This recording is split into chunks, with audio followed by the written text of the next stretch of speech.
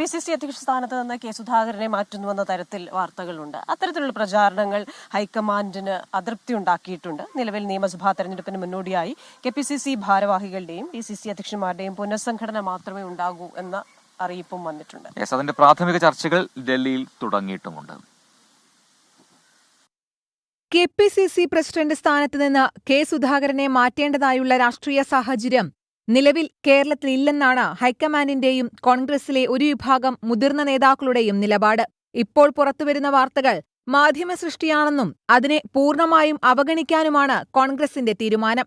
എന്നാൽ നിയമസഭാ തെരഞ്ഞെടുപ്പിന് മുന്നോടിയായി KPCC DCC പുനഃസംഘടന ഉടനുണ്ടാകും. ഇതിന്റെ പ്രാഥമിക ചർച്ചകൾ ഡൽഹിയിൽ ആരംഭിച്ചു.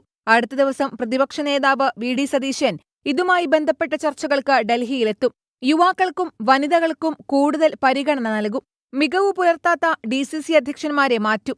കേരളത്തിന്റെ ചുമതലയുള്ള AICC general secretary Deepa Das Munshi ഇതുമായി ബന്ധപ്പെട്ട പ്രാഥമിക റിപ്പോർട്ട് ഹൈക്കമാൻഡിന് നൽകിയെന്നാണ് സൂചന. 24 കോഴിക്കോട്.